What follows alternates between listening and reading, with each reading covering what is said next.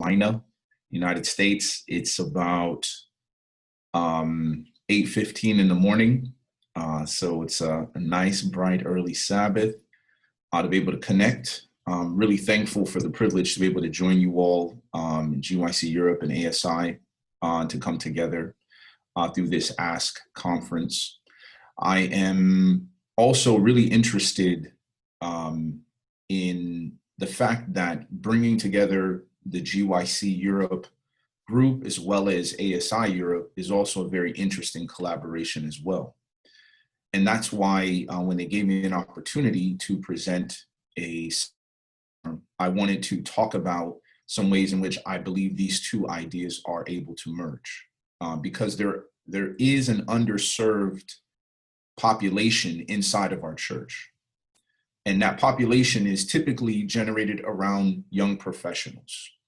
So individuals who are not college students any longer, they may be in the professional world as physicians, they may be lawyers, they may be engineers, they may be technicians, computer programmers, IT specialists, all kinds of professions.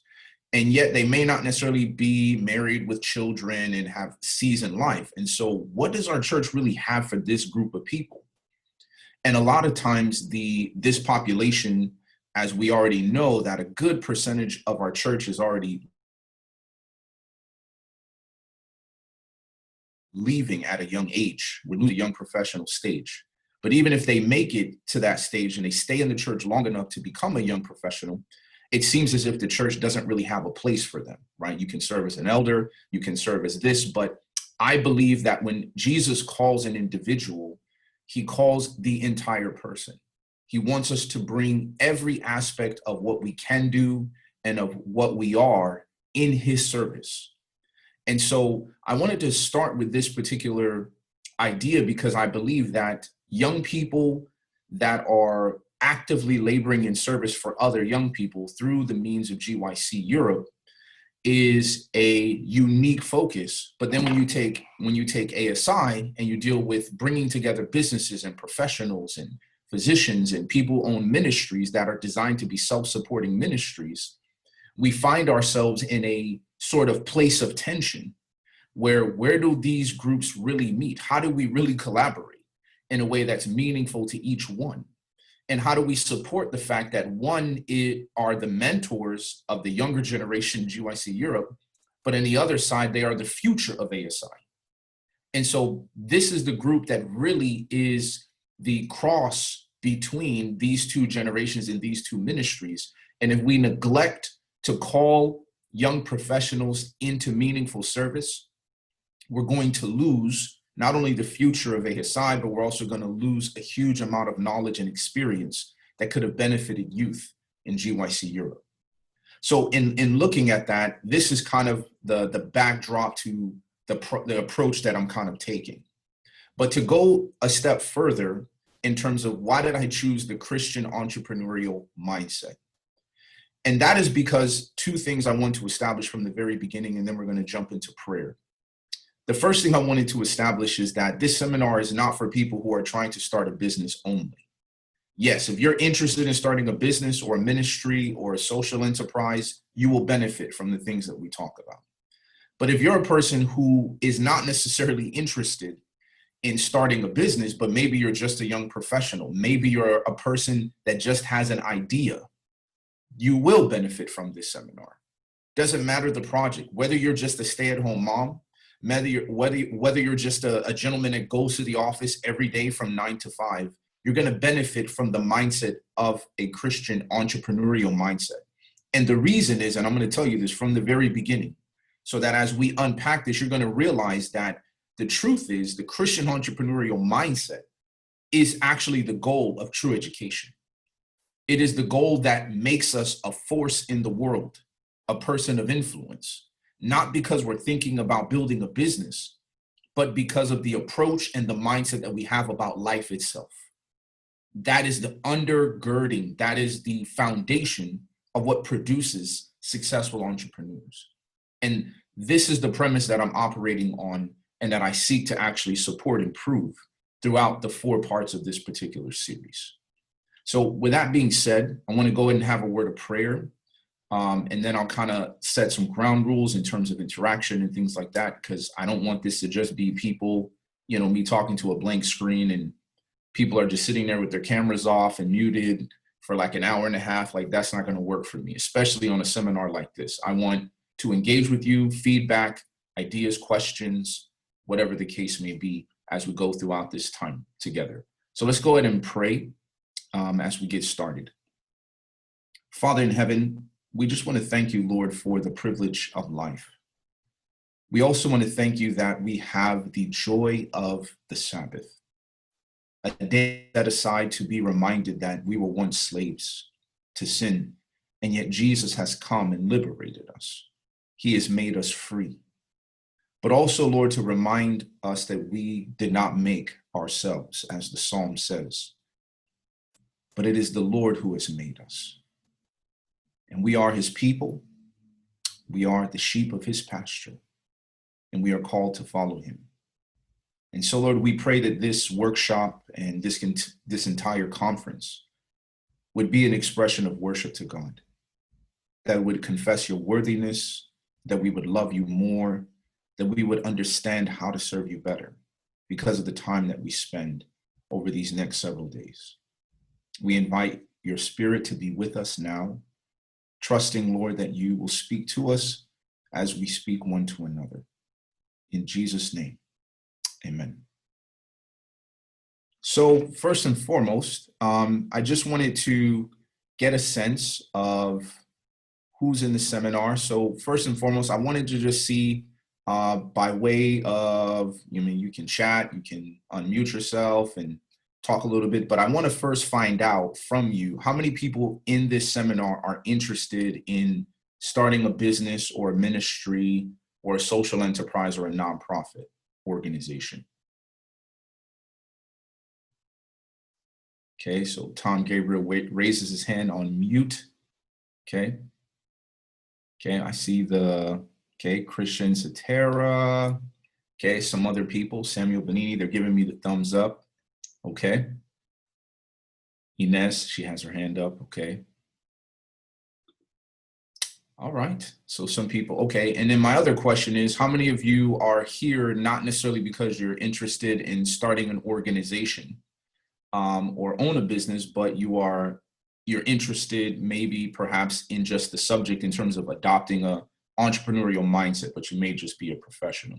Does anybody else fit that particular profile?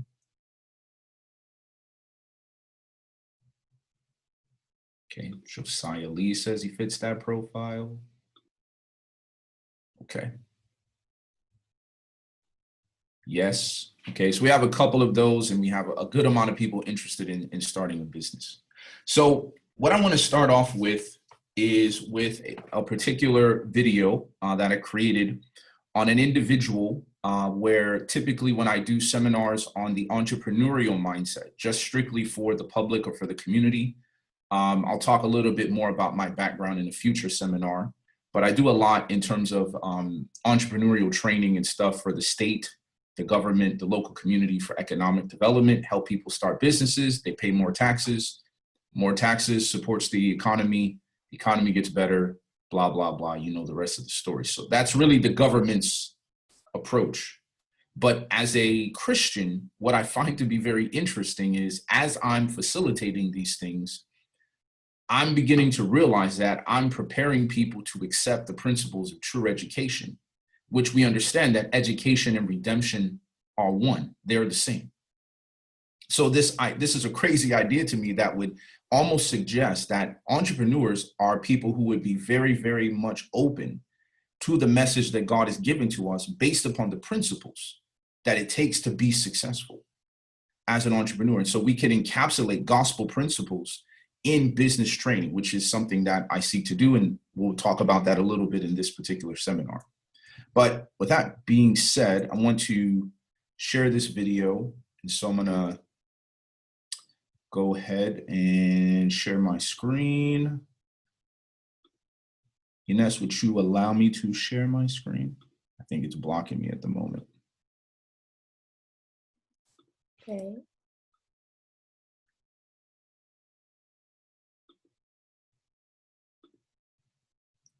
Okay. All right, so here we go. Oops.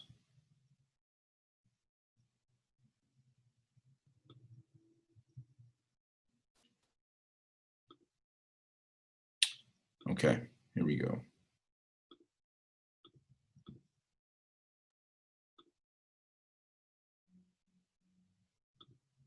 Hi, this is Sebastien Braxton, and welcome to our series on the entrepreneurial mindset. And this is episode number 1 on choice. Now, the reality is you made a choice to actually tune into this series, which I'm very eternally grateful for. But when you think about Uncle Cleve's situation in the world in which he lived, choice just did not seem like something that was readily available to people. In his time, cotton was king.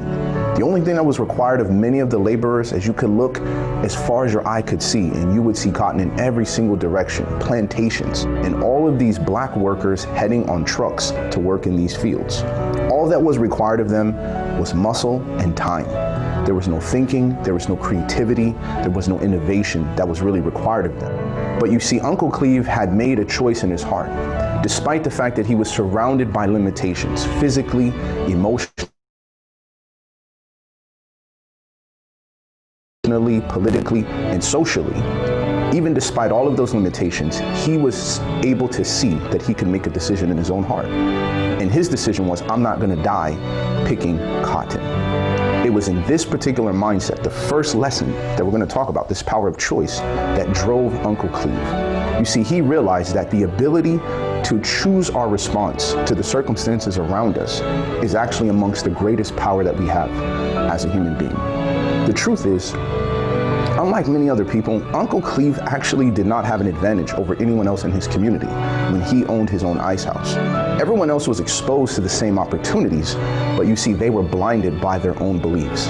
When you and I come into the world, there's certain assumptions that we make about ourselves, about our abilities, about our intellect, about what we can and cannot do.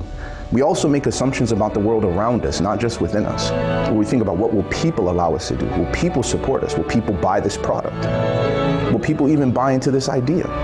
Those are all assumptions that we bring, and these are limiting assumptions. But the truth is, we have more control over our destiny than we're willing to give ourselves credit for. You see, it reminds me of a story of a grandfather who took his son to the zoo. And as they were walking through the zoo, they came across an elephant. This was a massive elephant, which an elephant is already a massive creature. But the problem was, it didn't have a cage. It only had a pink string around its leg. And the kid looked at the grandfather and said, why does he just break free and go from the cage? And the grandfather says, well, when he was a baby elephant, they put a chain around his leg, and he would kick, and he would kick, and he would kick, and he couldn't get free. And as he became a bigger elephant, they put a bigger chain, and he would kick, and he would kick, and he would kick, and he couldn't get free.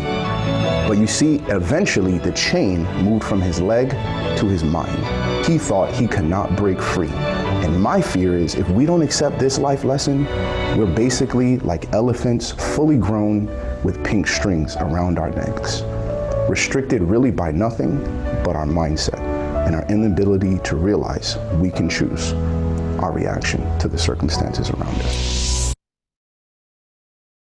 Now, as I show this particular video, this is me explaining an entrepreneurial mindset online or to a community or to an audience to talk about one of the first pillars of thinking like an entrepreneur, which is the power of choice.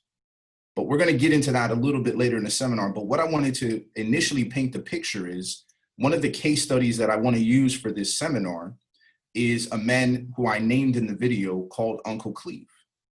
Now, Uncle Cleve was a black man in the 1950s in America, which was living in a system that was biased towards his success. He wasn't allowed to go to the same schools. He wasn't allowed to basically even deposit money in a bank. I mean, he wasn't even allowed in the bank at all. So when you think about the circumstances around us, how is it possible that a man with such circumstances around him was able to lift himself up out of this manual labor of picking cotton, and he was able to successfully start 3 different businesses in these circumstances? And he didn't have a rich uncle. He didn't have, political capital or relationships. He didn't have academic education or a degree. He had none of these advantages that would have given him any reason why he would have succeeded over the other people in his community. The only advantage that he had was his mindset. It was the way that he thought about the world. So when we talk about the Christian entrepreneurial mindset, I have to first introduce the entrepreneurial mindset and understand what makes it Christian is what we're going to deal with in the majority of this seminar. So let me explain a little bit more of why I believe these two ideas must come together. You see, as I just explained with Uncle Cleve and his circumstances, and his mindset was the thing that lifted him out. The step we have to take back is, I want to tell a story that was told by a old presenter, Ravi Zacharias. He recently passed away this year. And he was telling this story about when he grew up in India. And while he was living there, he saw that the neighborhoods would always give space for the kids to play in the back of the neighborhood. And one of the things that Ravi noticed was that all the wealthier people, they would have tennis courts and they would play tennis. And so they would go to these tennis clubs and they're like, man, I really want to play tennis, but they didn't make tennis courts in the poorer parts of India. So what him and his friends did is they took basically measuring tape and they went and measured the dimensions of the tennis courts. They snuck into these country clubs, measured the dimensions, and then they figured out, okay, this is how long it has to be, this is how high, et cetera, et cetera. They came back and they started crushing up limestone, and they took this dirt field and they started making a tennis court, the lines, using crushed up limestone, right? So they just made the dust. It was basically dirt. And as they kind of drew the dirt and made the lines, right, exactly as they measured it, exactly as they saw it, and they said, well, we can't afford a net. So they decided to put up a bed sheet, right, between the two poles. And then they're like, all right, so now we're going to play tennis, right? And so they realized very quickly that with the bed sheet, you can't see the other side. So if you're trying to play tennis, you can't even see where the ball is bouncing, which is probably why it's a net. So you can see. So then they realized, okay, that's not going to work. So then they started putting holes in the sheet so that the air can move in and you can kind of see a little bit over the other side. And then at this point in time, they said, all right, we're ready to go. But then as they started playing, they didn't realize that even though it was him, his friend, playing tennis, they didn't realize why there were these double lines on the outside of the tennis court. It never occurred to them that the second line was actually for when you're playing 2-on-2. Versus the first line is when you're playing one person versus another. So because they didn't do this, they were hitting the ball and thinking the second line is out, right? So as long as it's inside the second line, it's fine. But they're like, there's no way you're going to get to that ball in time. And so they're like, this game is basically impossible to play. They're like, this is for elite athletes, people who have amazing abilities. And they walked away and they said, tennis is for somebody else, right? It's not for us, even after all of the hard work that we did just to make up our own tennis court. And you and I laugh and smile because we know the rules. And because we know the rules, we understand something about tennis that a person who doesn't know about tennis isn't going to grasp. And that is this, is that the rules are designed to protect the game. So I want you to think about that concept for a second. We do not play the game just to subscribe to the rules. We create the rules in order to protect the game so that we can actually enjoy the game. So if you understand something about tennis that someone else doesn't, they're not going to enjoy the game as much as you do because you know how it works. So you're like, no, it's not the second line, it's the first line. If someone would have just told Ravi and his friends that, they would have easily adopted this concept and said, oh yeah, no problem. But because they didn't know, they just threw in the towel and said, this is just too hard. But I want you to imagine that a lot of people approach this when it comes to business, creating an organization, a nonprofit, a social enterprise, or a ministry. They just throw in their hands and say, this is just too hard. And the concept of an entrepreneurial mindset is the rules of the game. So when we talk about an entrepreneurial mindset, we're talking about the rules of the game, and the rules are designed to protect the game. We don't play and do these things just so that we can subscribe to the rules of what it means to be a successful entrepreneur. We recognize that the rules are there to protect the experience of building a successful business, to building a successful organization, to seeing the fruition of a successful product. Now, I want to tell you a second story as to why the Christian entrepreneurial mindset is in critical need right now. So this story is a story about a wealthy man who knew that he had a very greedy servant. And so as he had this particular servant, he knew this guy was always looking for his wealth and his hidden jewels that he had inherited from his grandfather and his father. But he obviously hid these things away. And so he was up one night talking to his wife, and he made sure he said it loud enough so that the servant could hear him in the next room. And he says, oh man, you know, it's such a great thing. And I have so much peace to know that no one's ever going to find these jewels that I inherited from my grandfather because we just buried them in the front yard, right? And so the servant overhearing this, right, he's like, oh, wow, he buried them in the front yard. So the next morning they wake up and guess what? The whole front yard is dug up. And of course, there were no jewels there, right? And so then again, he comes out and he's thinking to himself, man, what happened to our front yard? It's like, oh, I don't know. I guess somebody was digging around. So then he goes again and he's like, well, that's a good thing, right? He tells his wife again, loudly in the next room. Well, good thing, right? They didn't know that I changed it to the backyard, right? So then the next day, the servant is there digging in the backyard. Then he's like, comes up, he's like, wow, look at the backyard. He's like, what happened? We have to clean this mess up. And so then he goes and he says, well, it's a good thing they didn't realize that we had moved it just in time, right, to the tower right at the edge of our property.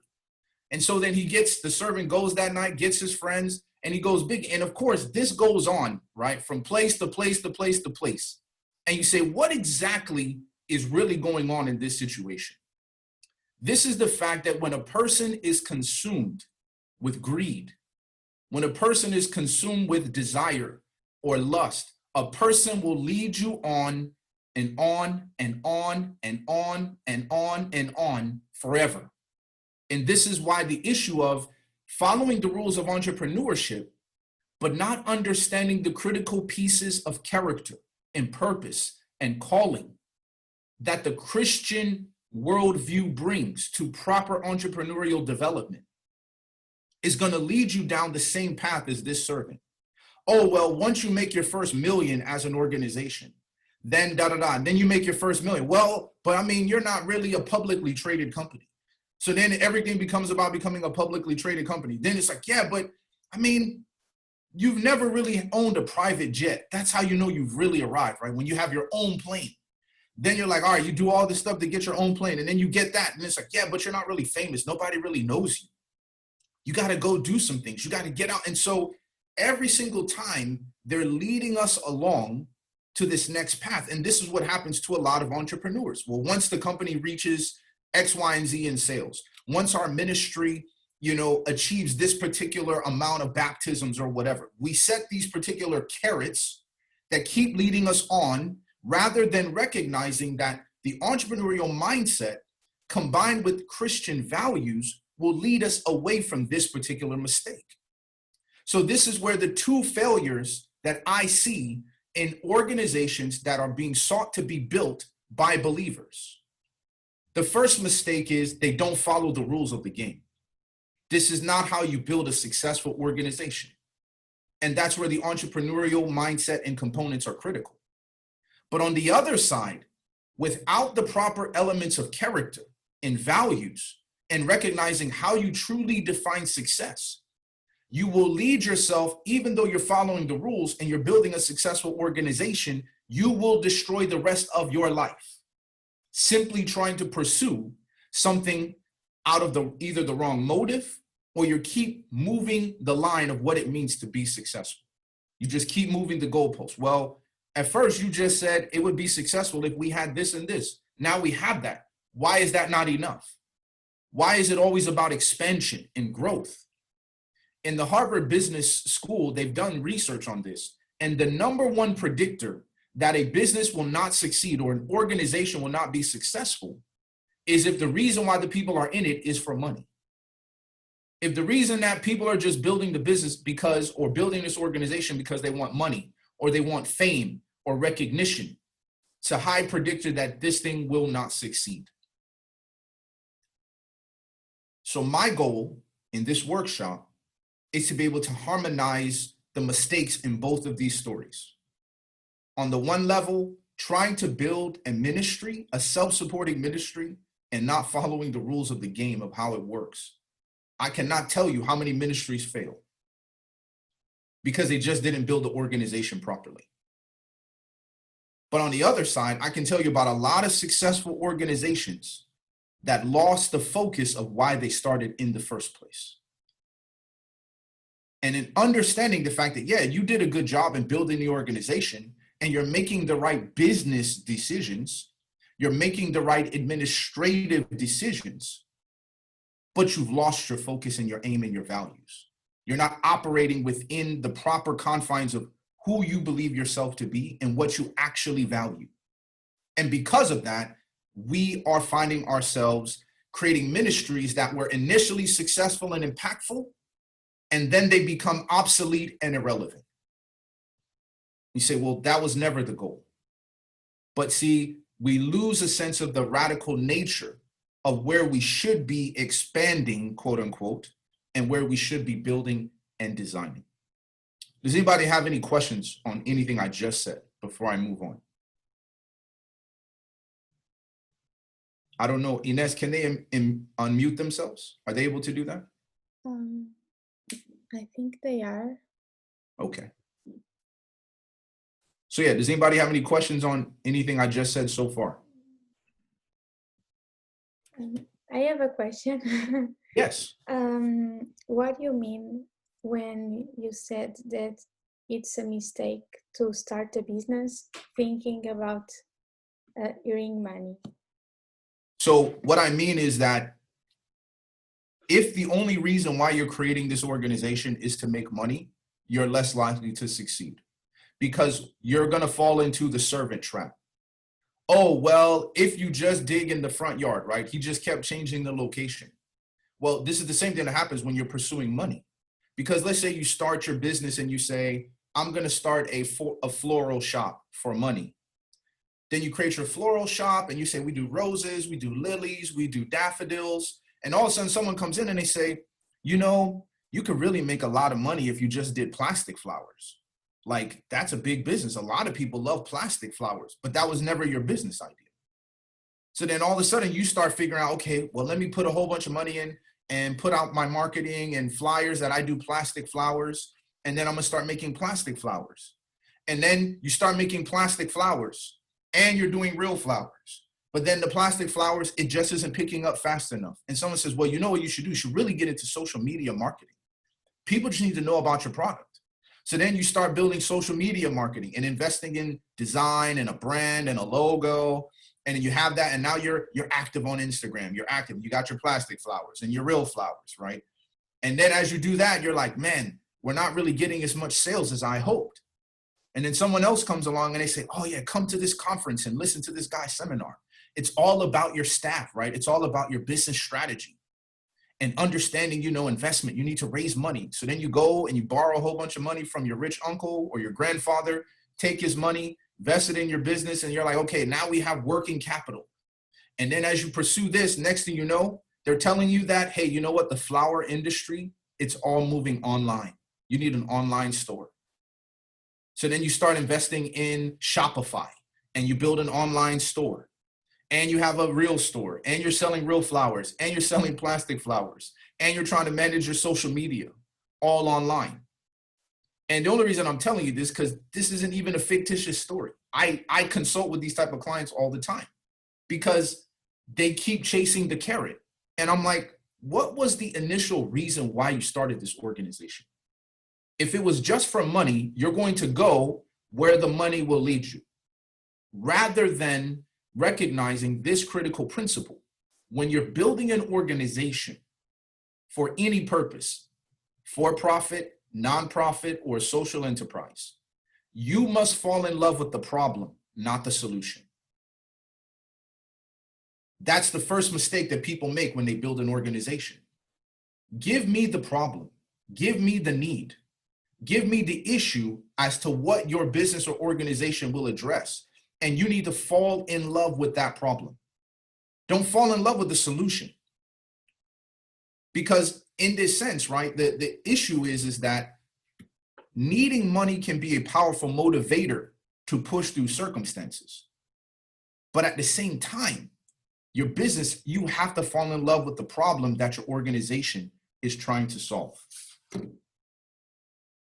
I see I'm getting some text questions. It says, how do you know when is the right time to grow a business? Well, I think, Josue, what I'm going to do is I'm going to save that question for my seminar on Tuesday, because I'll be dealing with brand reliability. And so I don't want to answer that question right now because that's going to take us down a different road. Samuel Benini says, how do you know that your idea is the will of God, regardless what the nature, if it is an organization or business or NGO or even a mission field? So I think this is an interesting question. And what I'm going to do is I'm going to share my screen. And this is an illustration I use all the time when people come up with this question about understanding their organization and how do they know that this is the will of God. So I want you to think about the fact that, and I see that Danny Upala is here, so he and I have actually gone through this recently. So I want you to think about the Bible verse, okay, in Genesis chapter 2, 16 through 17. Sorry, 17. And in this particular Bible verse, I want you to think about the fact that when God gives this command to Adam, okay, he says, of every tree, okay, of the garden, you may freely eat, okay? So I'm gonna go ahead and shrink this font a little bit. Take it down. So he says, of every tree you may freely eat. So let's just assume that in the garden, right, this whole circle is every tree of the garden. Now, this circle represents basically every tree of the garden. And what this circle also represents is ultimately what we would call the will of God. I don't know why I can't type right now.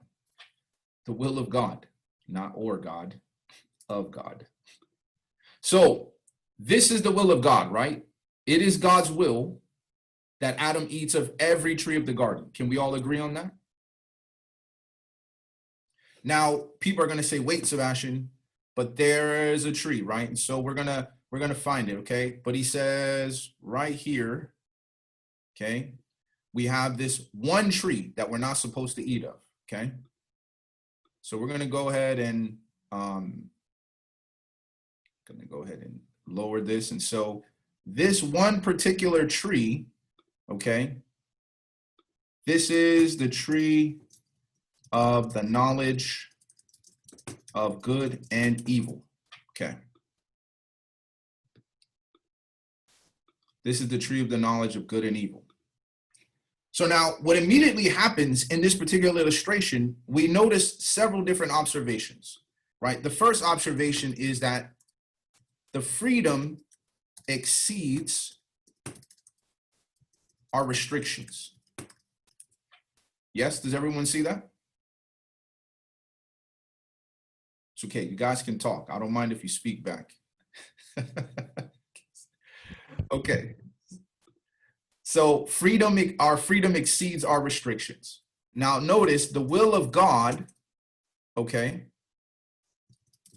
is greater in his allowance than his restriction. Is that true? Amen. Yes, sir. So if the will of God is greater than his restriction, now watch this question, right, that Adam may bring to God. So let's just say Adam comes into the garden and he asks God, God, should I have peaches or oranges? Which one is your will? What is God going to say?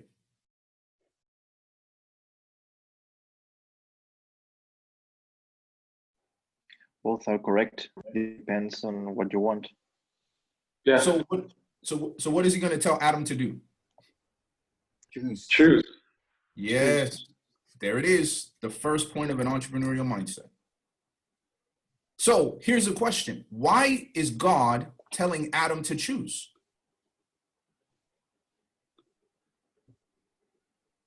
He has free will. Because, yeah. He has free will. Okay. So does God want Adam to use his power of choice, or does he want him not to use his power of choice? He wants him to use it. Yes. He wants him to use it. So guess what happens when you use something? What happens to it? Become stronger. Yes. Thank you, Anya. Right. So it becomes stronger. You become better at using it, right? And you develop it. So he wants him to choose, which is why he gave him more freedom than he gave him restriction. So the fact that all this big old circle is the will of God, this one little tiny filled in circle is not his will. So when we talk about this mindset of how do I know God wants me to start an organization, that's like saying, God, should I have peaches or oranges? Like God is going to come to you and say, Sebastien, I don't want you to start a preaching ministry on YouTube. That's what God would tell you to do. He would say, I don't want you to start a preaching ministry on YouTube. Now, I want you to think about this because now I'm going to complicate the situation a little bit. So when we look at this tree of the knowledge of good and evil, which is the one restriction, God says you can eat freely of every tree of the garden, but of this one tree you shall not eat. Now, what happens is God doesn't put a barrier to the tree. God doesn't put any limitations, right? In Samuel, he's already going where I'm already going, which is the fact that God prevented Paul from going to Rome, right? God prevented Paul from going to Spain. He wanted to go to Spain. God said no. So God comes to him through special revelation to call him to Macedonia. God restricted him from going to see the church in Rome. Now he made it to Rome, but he was in chains. But he couldn't go to Rome when he wanted to go to Rome and the way he wanted to go to Rome. So what that tells you is if God doesn't want you to do something, he will make it abundantly clear what his restriction is. Is everyone following what I'm saying? Yes. So when he didn't want him to eat this tree, he made it clear, right? Which tree? Yes or no? Mm-hmm. Yes. So what that lets you know is if God doesn't want me to do something, he will make it as clear to me as he made it to Paul, as he made it to Adam, if there's a restriction. So in this sense, right, we have to realize that God has given us an entire circle of choices, an entire circle of his will, because what is his will is so much greater than what isn't his will. Think about the fact that God has 10 commandments, not 10,000. So I tell people, if God says you shall not lie, that's a sin of the mouth, of the words, of your behavior. Think of all the things you can do and can say besides lying. You can give compliments. You can give encouragement. You can give a sermon. You can speak a poem. You can sing a song. You can describe history. You can tell stories. The freedom is greater than the restriction. Just don't tell a lie. Is this making sense? So when we talk about the concept of the entrepreneurial mindset, which our very first one is the concept of choice. And that's why I'm so glad that someone asked this question. Now, I want to go back because someone mentioned something about the flowers. I think Joanna was asking a question. And she said, did I understand correctly that then you should stay with the natural flowers and develop it because then you do what you wanted? And the answer to that question, Joanna, is yes. You have to stick with what the problem is, the one that you fell in love with. So many times we step into a situation or organization to create or business or a ministry, and we fell in love with the solution. I want to start a mission school. Why do you want to start a mission school? You need to fall in love with the problem, not having a school. I want to start a ministry for young people. Okay, why do you want to start a ministry for young people?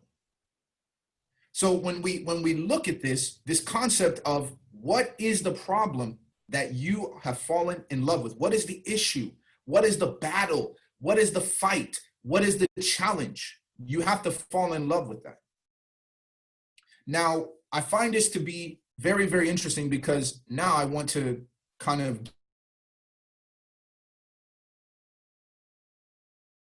say this. So in moving forward and what we just talked about, I want to kind of bring some quotes to your attention. Okay. So the first quote here is in the book Ministry of Healing, okay, page 500. And I need to make this a lot bigger so people can see this. So Ministry of Healing, page 500. So I want you to think about what she says in this particular quote. And I'm going to actually have it up on my screen, so I'll just share my screen. It'll make it easier to read. So let me minimize this.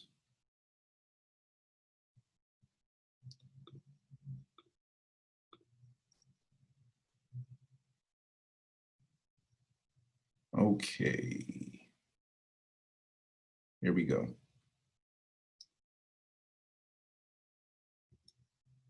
All right, so let me share my screen.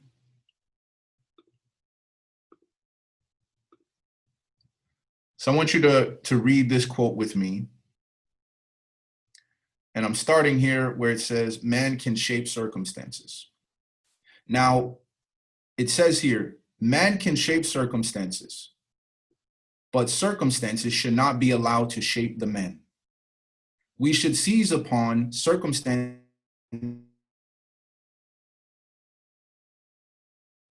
by which to work. We are to master them, but should not permit them to master. That's exactly what Uncle Cleve did when he was in a racist situation with no education and no money. So how was he able to raise himself above his circumstances? Because he didn't say the circumstances should shape me. I'm going to shape the circumstances. Now, moving forward, it says, men of power are those who have been opposed, baffled, and thwarted. By calling their energies into action, the obstacles they meet prove to them positive blessings. They gain self-reliance. Conflict and perplexity call for the exercise of trust in God and for that firmness which develops power. Now, I bring this quote before you to talk about this whole idea because the previous statement I did not read is the basis of exactly how we merge the concept of an entrepreneurial mindset and the Christian worldview, and recognizing that embedded in true Christian thinking, biblical thinking, is the mindset that allows us to be successful. She says, many become inefficient by evading responsibilities for fear of failure. There are so many people who are afraid to go into bearing some responsibility, starting a ministry, going into this particular business, building off this concept. Why? She says they become inefficient for fear of failure. Thus, they fail of gaining that education which results from experience and which reading and study and all the advantages otherwise gained could not give them. This is why I firmly believe, right? I'm going to go look at the quote in the book Education, and then I'm going to look at a quote in Reflecting Christ as well. When we look at the entrepreneurial mindset, the Christian entrepreneurial mindset, we understand that the very first principle of this mindset is the power of choice, which means that we have the power to choose how we react to our circumstances. And Uncle Cleve's mindset, his reasoning was that he would not die picking cotton. That's what he told himself. All these other people are going to be picking cotton, but I'm not going to die picking cotton. I am going to do something else so that I'm not in these cotton fields. And because he made that decision, he was not constrained by the fear of failure. And he gained an education he would have never gained had he gone to school, which resulted from his experience of trying to build a business. And all the advantages otherwise gained could not give you just by reading books and by study. But this recognition is that men and women of power are those who have been opposed, baffled, and thwarted. Think about that statement. I'll give you biblical examples in a minute. Men and women of power are those who've been baffled. What? Opposed and thwarted. You know what that means? We have this mindset in the church that if something is hard or we're getting opposition, it must mean that it's not the will of God. Just because people are opposing me, just because situations arise that I cannot explain, I'm telling myself, I am not able to go this direction. This is clearly not the will of God.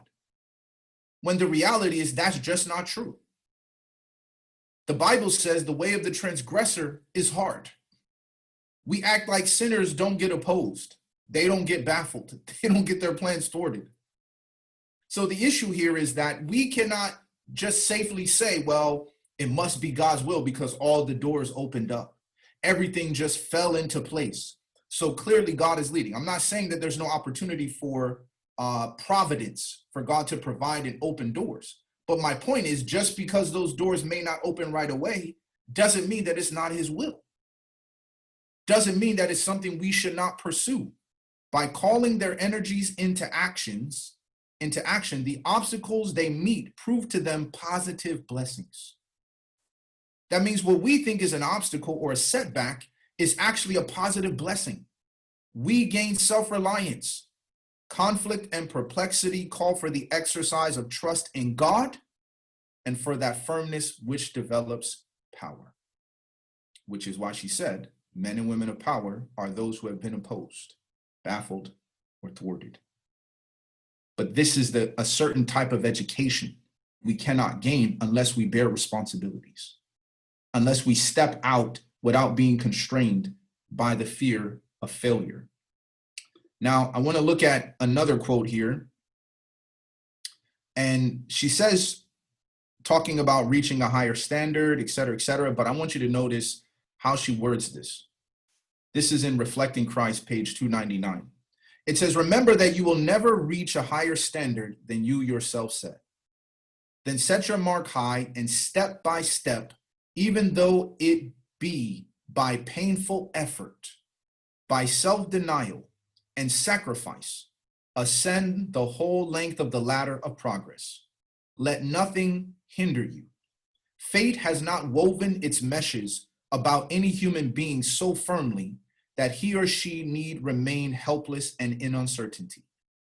Opposing circumstances should create a firm determination to overcome them. The breaking down of one barrier will give greater ability and courage to go forward. Press with determination in the right direction, and circumstances will be your helpers and not your hindrances. Again, looking at the concept of circumstances. Circumstances will actually be your helpers, not your hindrances. And her whole point here is the fact that fate, right? And this is the point that I want to highlight. Fate has not woven its meshes about any human being so firmly. So we think, oh, fate, just the circumstances that were outside of my control. The choice of an entrepreneurial mindset is we do not focus on what we cannot control. We focus on what we can control. I can't change what the circumstances are, but what I can change is my reaction to those circumstances. So we can look at the problems in the world, which we'll talk about in the next seminar, part 2, where we deal with the concept of opportunities and understanding how we have to change our approach to how we see problems. But I want to highlight one more quote, and then I'm going to come back to the screen. This is one of my favorite quotes in the book Education. And we just talked about this briefly in the illustration that we used in Genesis 2. It says, every human being created in the image of God is endowed with a power akin to that of the Creator. Individuality, power to think and to do. The men in whom this power is developed are the men who bear responsibilities, who are leaders in enterprise, and who influence character. It is the work of true education. I repeat that. It is the work of true education to develop this power. That's the purpose of true education, is to develop the power to think and to do. Train the youth to be thinkers and not mere reflectors of other men's thoughts. Instead of confining their study to that which men have said or written, let students be directed to the sources of truth, to the vast fields open for research in nature and revelation. Let them contemplate the great facts of duty and destiny, and the mind will expand and strengthen instead of educated weaklings. This is a crazy statement. Instead of educated weaklings, institutions of learning may send forth men strong to think and to act, men who are masters and not slaves of circumstances, men who possess breadth of mind, clearness of thought, and the courage of their convictions. That's what our institutions can do. Now, I bring this up to say these very same points. Every single quote that we just looked at talked about the issue of circumstances. But you see, so many times when we are looking at building a business, starting a ministry, building an organization, or even just graduating high school and going to college, even going to become a doctor, fate has not woven its meshes around us so tightly that we need to dwell in a situation of helplessness and uncertainty. Circumstances can help us based upon our mindset. Now, what exactly is a mindset? Because I've talked about this word over and over throughout this seminar, the Christian entrepreneurial mindset. But you see, we have to start off with the very, very basic concept that there are certain assumptions we make about the world. And I want to talk about this. So when we talk about the concept of a mindset, we're dealing with, number one, assumptions. That's the first thing that we're dealing with. There are certain assumptions that we are making about what? Well, we make assumptions about ourselves, and we're making assumptions about the world around us. That's the heart of a mindset. So when a person says, yeah, well, I could never get promoted because, I'm Black. I could never do this because I'm short. I could never do that because I don't have the education. I could never do this because I don't know X, Y, and Z. The irony is every single time that I've talked about doing something that I thought, oh yeah, my mindset was, no, that's just not possible because my assumption about myself or about the world around me, and then I found out that I was wrong. That moment has been an eye-opening thing for me, and a lot of times going against these assumptions is emotionally stressful because they're so deeply embedded as limiting beliefs in our mindset. What would have possessed Uncle Cleve to actually think that he could relieve himself from the situations of racism and slavery and start a business? What would make him think that white people would do business with him even though they wouldn't even allow them to marry their daughters or to go inside of a bank or to even come anywhere near their yard or in their home or their dinner table? What would make him think that? Because everyone else thought no one's going to do that. It's just not going to work. But yet he was able to do it. Now I want to think about some biblical examples of this, right? Let's look at the person of Jesus himself. Let's look at Jesus's circumstances. So in Jesus's circumstances, Jesus grew up poor. Yes or no? Okay, did Jesus have a top of the world education? No. Did Jesus have wealthy family members? No. He didn't have a lot of money. He didn't have a lot of academic reasons why he should be successful. So we can ask ourselves, okay, what other advantages could he have had? Did he have a political advantage? Maybe he had someone influential in the Roman government. No. So when we look at this, right, again, advantages, you can say, okay, academic, no. Political, no. Financial, no. So what made Jesus different? Was his mindset. Okay, now I want you to think about a person who I'm now going to change the gears a little bit. Let's talk about Moses. So when we look at Moses and his circumstances, advantages, did he have academic advantages? Yes. He was raised by Pharaoh's daughter in the top schools of Egypt. Okay, did he have political advantages? Yeah, he was basically the grandson of Pharaoh and he was up for that. Did he have financial circumstances? Yes, he had all of these.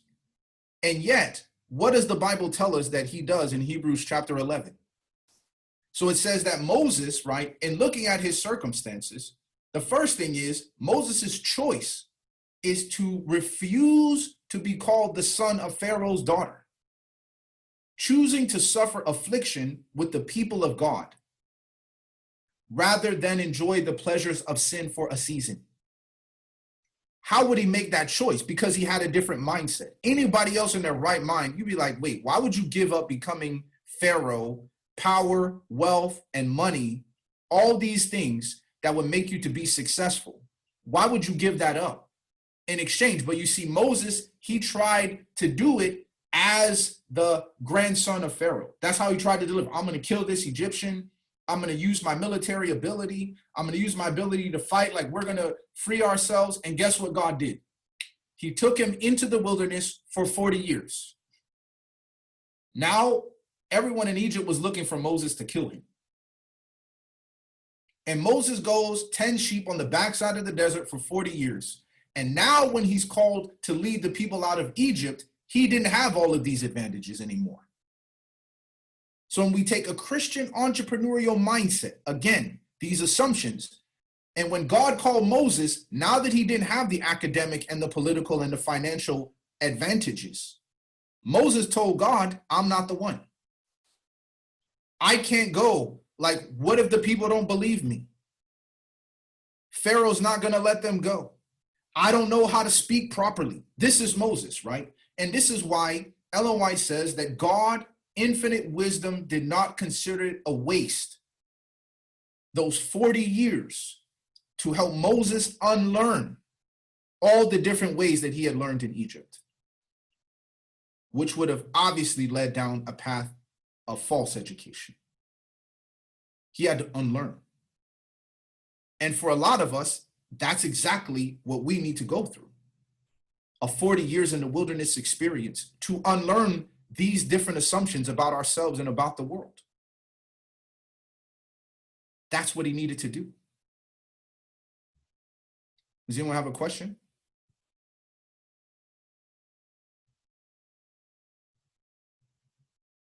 Okay, I'm going to keep going. So we can put Paul in the same category. Say Paul's circumstances.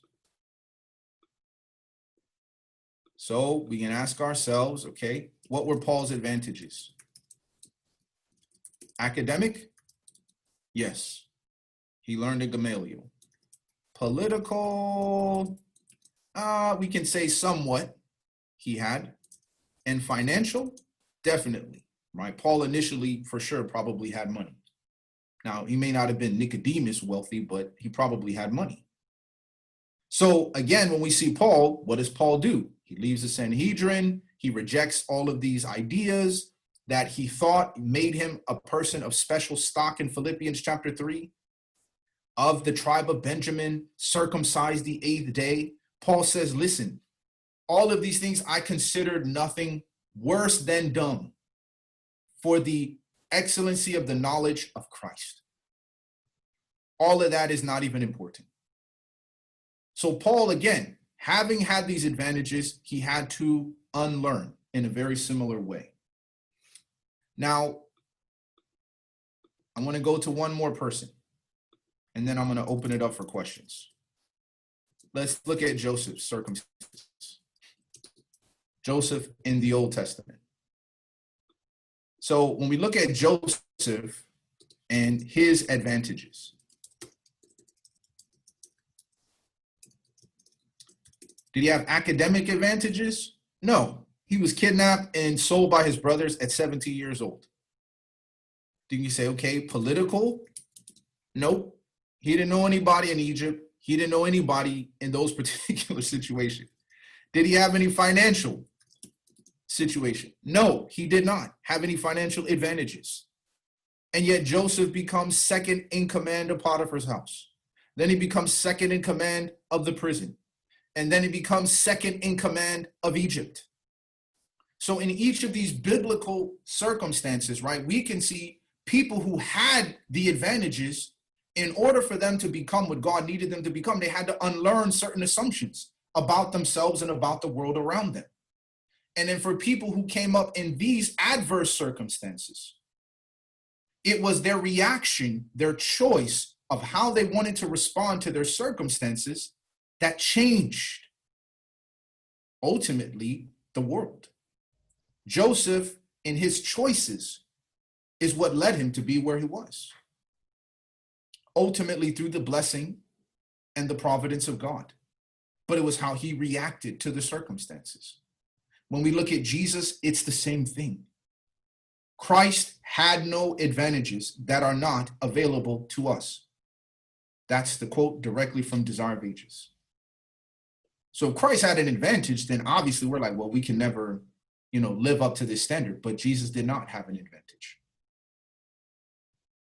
So when we look at circumstances and our mindset, the Christian entrepreneurial mindset starts off with the very first principle of choice. Of choice. If we are going to consider starting a business, pursuing a project, being a stay-at-home mom, going into medical school, becoming a lawyer, becoming a computer engineer, whatever it is, we don't have to desire to start a business in order to benefit from the mindset. Those quotes that I read were not about people who were going into a specific profession. They were about the mindset that a person has, men and women of power, those who bear responsibilities, those who influence character, those who are leaders of enterprises are ones to whom this power has been developed.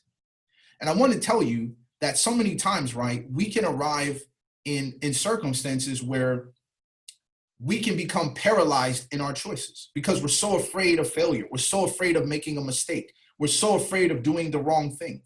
And I remember reading in a quote from Ellen White on leadership. It's in the book on leadership by Ellen White. I think it's Cindy Touch is the one that wrote the book or compiled it. And in this particular book, Ellen White on leadership, it talks about the statement where Ellen White is writing to a leader who's like, well, I don't know what to do, so I'm just going to stand put and I'm not going to make any choices. And she says, your indecision is wearying the angels.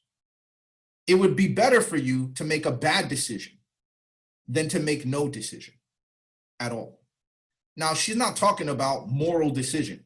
She's not saying like, oh yeah, I'm in between, doing drugs or not doing drugs, right? Having an affair or not having an affair. That's not what she's talking about. She's talking about when you're running an organization, when you're making a choice about, well, do we send missionaries here or do we not? Do we consider going into this situation or do we not? You've done your due diligence, you've done your research, you've considered the pros and the cons. You have to make a choice. And in this power of choice, a power akin to that of the Creator, to think and to do. That power is what we inherited from God. And it is true education that is at the very heart of developing this power. And therefore, true education is all about taking people into the circle and saying, these are all the freedoms that you have. This is all the liberty that you have within the will of God. Go, choose, and pursue in that process. So when we look at the Christian entrepreneurial mindset, it is the power of choice, the power of the will. I'm going to end with this quote and I'll open it up for some questions. The first quote says, in the book Steps to Christ, she says, many will be lost, hoping and desiring to become a Christian. Now that's crazy. People are going to be lost. Not some people, many people will be lost, hoping and desiring to become a Christian. Why? She says the reason why they fail is because they do not choose to be a Christian. They need to understand the power of the will. So when you think about this idea that people are going to be hoping to start a ministry one day, desiring to be a stay-at-home mom and a mother that creates an Adventist home, right? Hoping and desiring, but we never make the choice. And in that choice, the power of our ability to respond to the circumstances the way that we choose. Don't let circumstances control us, but we make them our advantage. The fact that Jesus did not have the best education, the fact that he did not have a political ally, the fact that he didn't have a lot of money, was actually to his advantage of his influence upon the world. If Jesus was wealthy, then the poor would say, this is not a gospel for us, because he had a comfortable life, but Jesus didn't. If Joseph came from circumstances that were way favorable and favoritism and supportive, no, nobody would have ever considered that to be a possibility of something that Joseph is an inspiring story. No, it's the fact that every single time circumstances were against him, even his own family. And yet he chose how he was going to react to that circumstance. It is the power of choice. Perhaps one of the greatest powers that God has ever granted to us, the ability to choose how we react to the circumstances around us. That's the foundational principle of an entrepreneurial mindset, a Christian entrepreneurial mindset. God has given me freedom. God has given me choice, and I need to improve each and every time, each and every day, how I use this power to think and to do, to be able to take action and to operationalize my plans. So does anybody have any questions?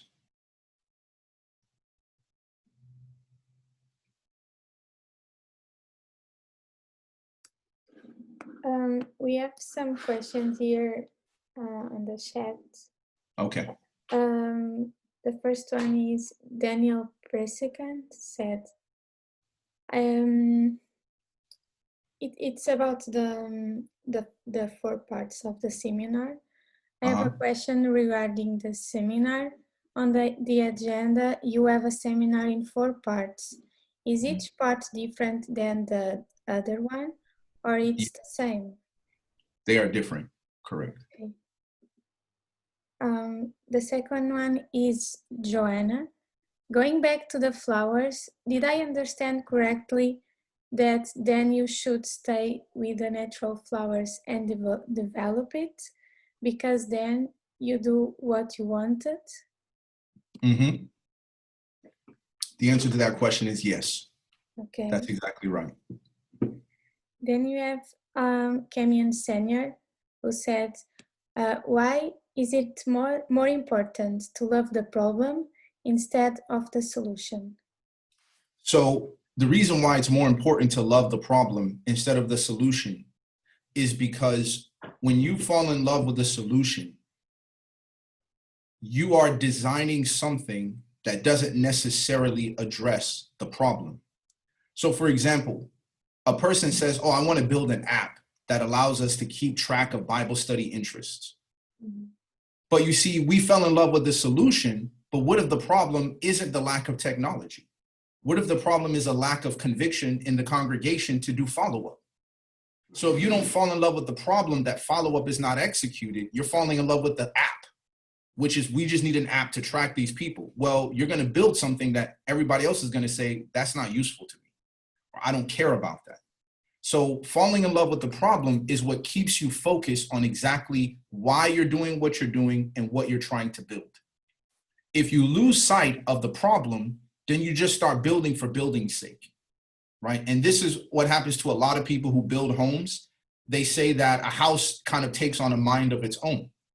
Because once you start building and someone says, well, you could add a little parlor here and you could put a nice window here. And well, I mean, we're already building out here, so we might as well just add a little screen here with a deck and then a sunroof. And next thing you know, this house is way bigger than you initially planned because you lost sight of the problem.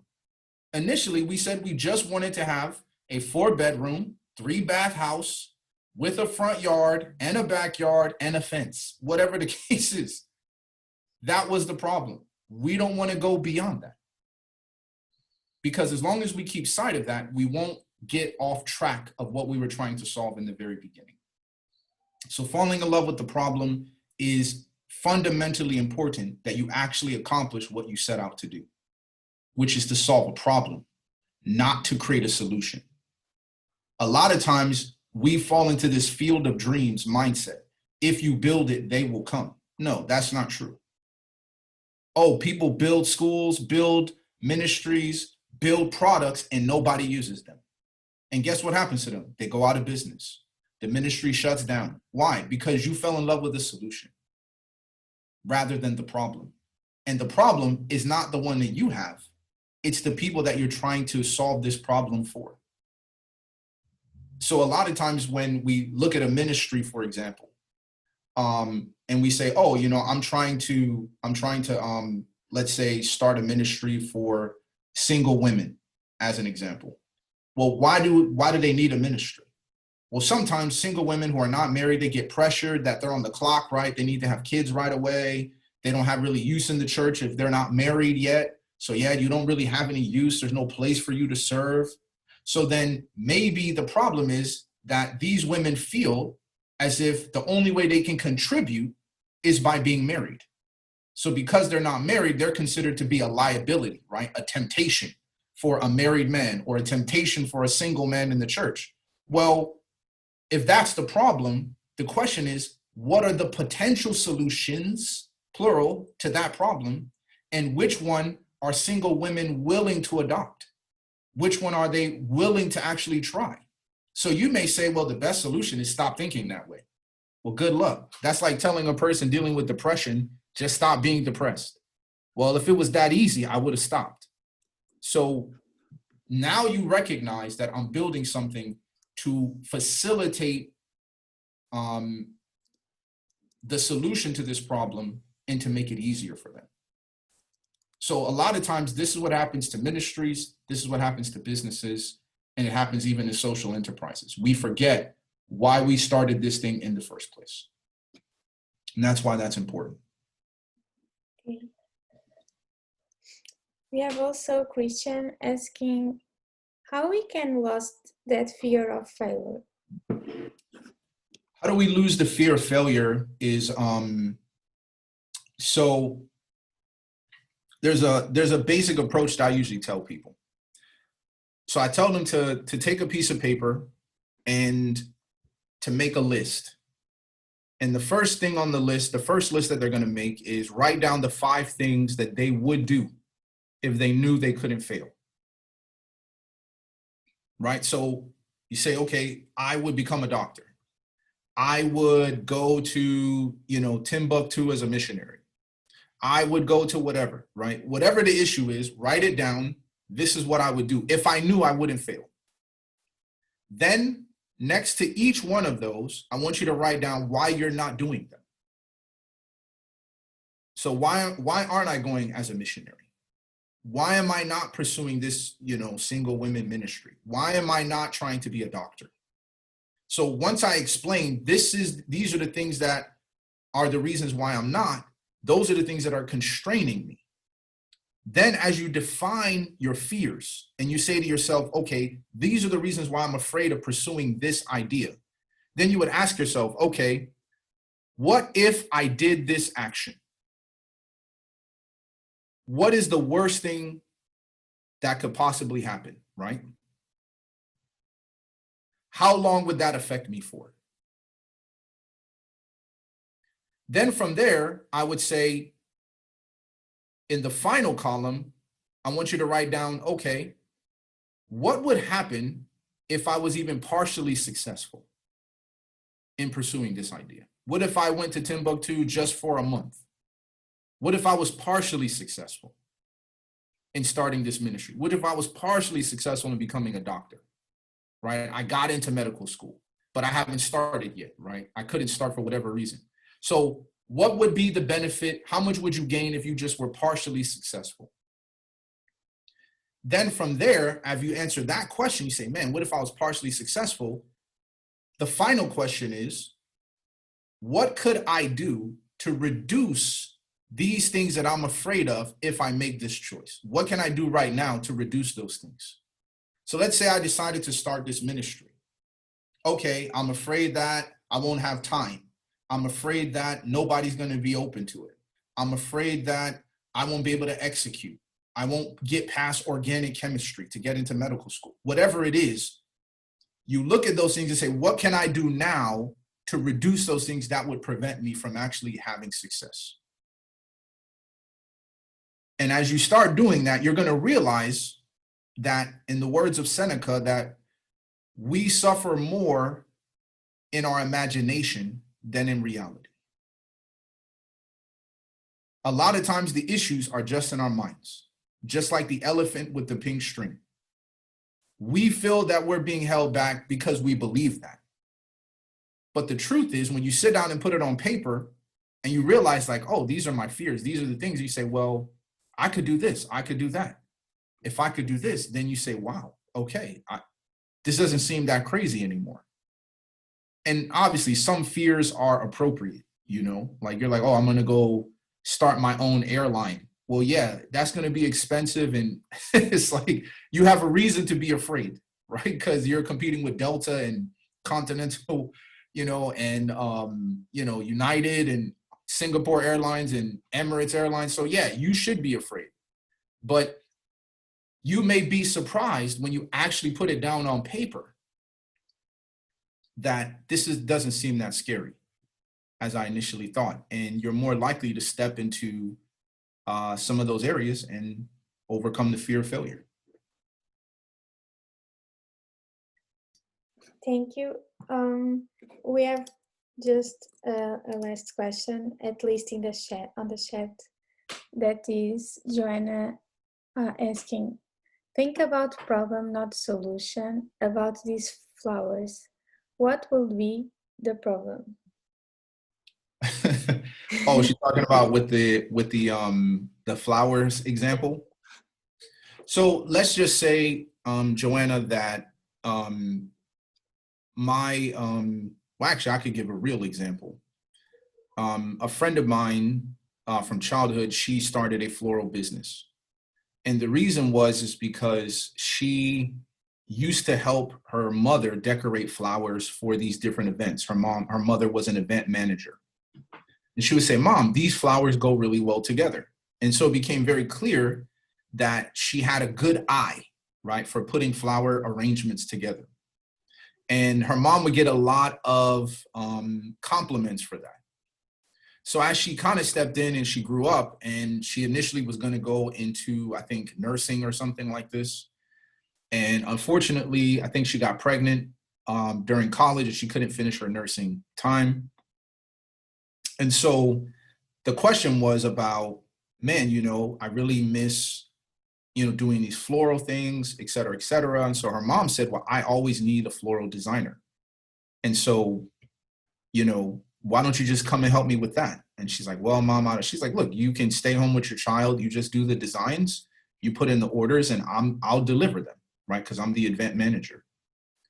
And so when she sat down with the clients to listen to them talk about, well, we want the flowers to communicate this, and we want the flowers to communicate that. And we don't want them to, you know, we're going to be an outside event or it's going to be an inside event. So we can't have them, you know, withering by the time we get to the actual ceremony.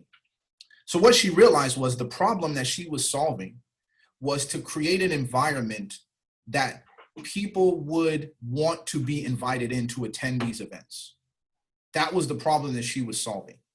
So that when they're doing the video, when people are walking into the auditorium, they wanted to be there because it looked beautiful. And so that was the problem. So when she got into the business of that, right, she was solving this problem of saying, when you come into a hall and it's just a podium and some lights, you're like, yeah, I mean, this is just not, it's not very inviting, right? It feels like a lecture or you're going to college. And our point was, my job is to make people come to a lecture and not feel like it's a lecture. That's what I'm solving. By the floral arrangements, by the way that she decorated the stage and made suggestions, it changed the experience for the audience. And in looking at this, that problem that she was solving was the thing that she could not lose focus on. But if someone said, well, why don't you design plastic floral arrangements, you know, and then just resell them? And she's like, yeah, I mean, I could make money doing that, but that's just not what I love to do. That's not the problem that I want to solve. That's a problem for somebody else to solve. And so she separated in her mind which problem she was going to solve. Having flowers that you can keep using over and over, or actually having real flowers and real decorations that you were able to use. And so that's how you would apply the falling in love with the problem, not the solution, with the floral concept. And she was very successful. She makes a lot of money, a lot more than I do. I didn't realize you can make that much money designing flowers for events. And single mom. I think she makes probably $150,000, $200,000 a year. And she only works, I think, 25 hours a week. It's crazy. I see that Emma sent me a question about what assumptions do you have to unlearn? How practically do you do it? I think when it comes to unlearning certain particular assumptions, I think you first have to look at what are the beliefs that are very limiting in the choice that you're trying to make. So whether you're making a choice about education or a business, you got to start asking yourself, what are the limiting assumptions that I have?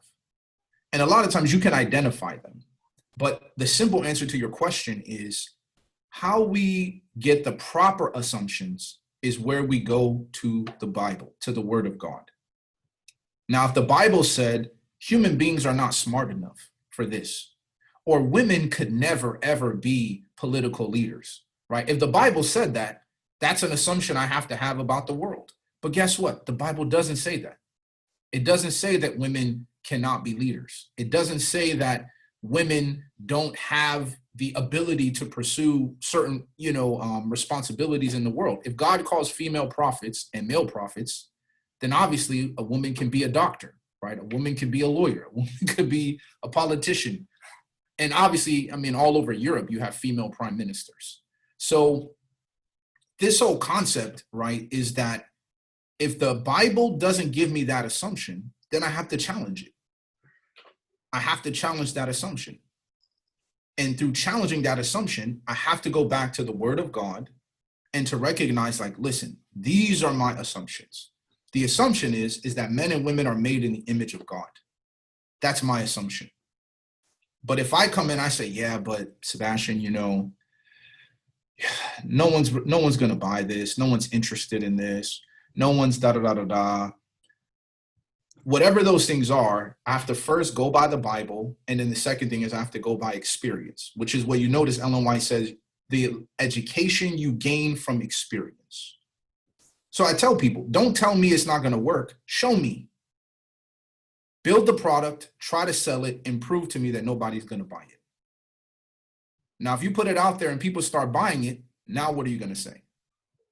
But you can't say that unless you actually build it and design it.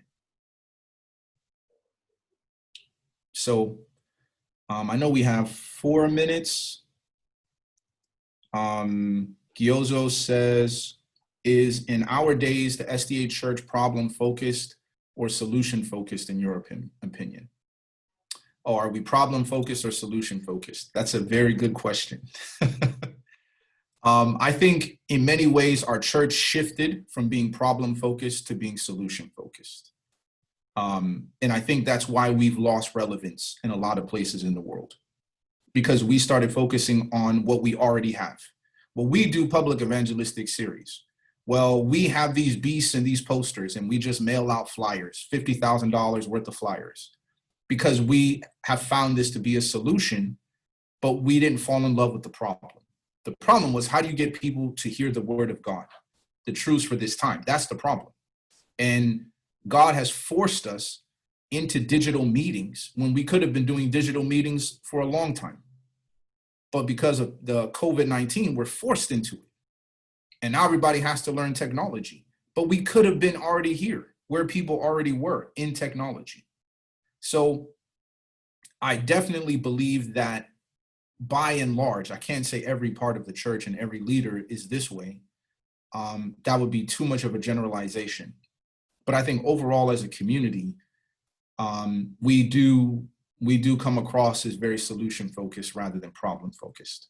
We should be building our churches based around the needs of the immediate community, not you build a church so that people can just go to the building and worship. Like, that's not a problem. You could worship in someone's house. You could worship in, you could worship and rent from a place and save money, right? Than building a whole building and owning property. So to me, it's about, why are we building a physical church? What problem is this building solving? Is it just for us to attend here once a week, twice a week? So we're paying all that money for twice a week? Doesn't make any sense. Like, no business would ever function that way. No organization would ever spend that amount of money to only use it a few hours once a week, and for the pastor to have an office in the corner. It's like, we're going to have a building. And that's why I love, when I was in Ethiopia years ago, the Philowa church downtown in Addis Ababa. I mean, that church is always open. People are coming off the street, always in there to pray. Always, 24 hours a day.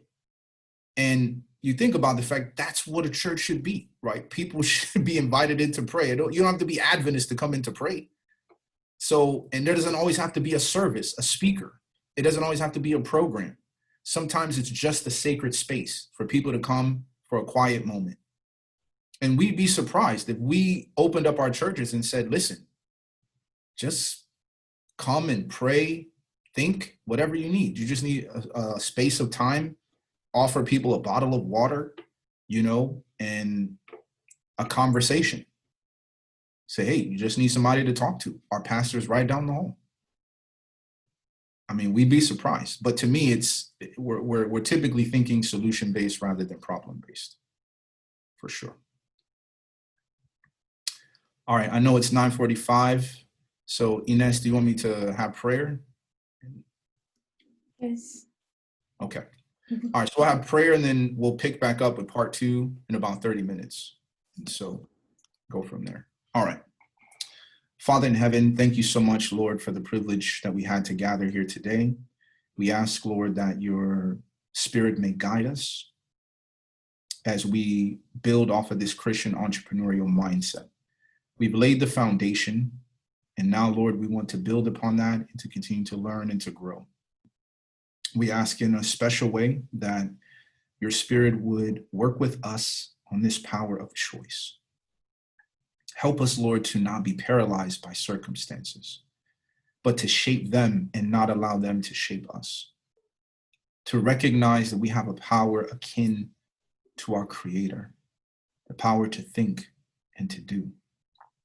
So, Lord, please move us and everyone here in your will. Inspire us, give us courage, and help us to stay and draw near to you in these coming days, is our prayer in Jesus' name. Amen. Amen. All right, so we'll be back in about 30 minutes. Yes.